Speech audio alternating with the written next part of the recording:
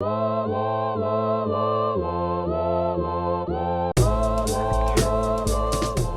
spillede Snak i begyndelsen af maj. Jeg prøvede det første gang, og jeg havde faktisk spillet i forvejen, fordi jeg havde fået det af min far. Ja. Men jeg havde ikke kigget på det, men så genkendte jeg ligesom logoet. Og det drejede os hen, og så kom vi til at prøve det. Ja. Og jeg blev meget begejstret for Snak, og jeg endte med at købe Snak efter at have spillet det der fremragende spil. Og det var ret stort for os, fordi at vi egentlig Vi har kendt hinanden, siden vi var 5 år gamle. Så vi har egentlig på den måde snakket om alle de dybe ting, som vi egentlig troede, vi skulle have snakket om. Men vi tager ligesom ikke emnerne frem af os selv.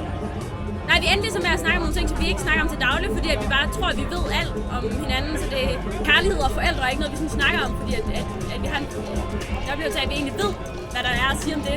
Men der kommer alligevel nye ting fra. Der kom så mange nye sider af os, og jeg føler virkelig, at vi sådan fik båndet. Vi fik virkelig knyttet yderligere bånd, og det var smukt. Det var egentlig ret unikt. Ja.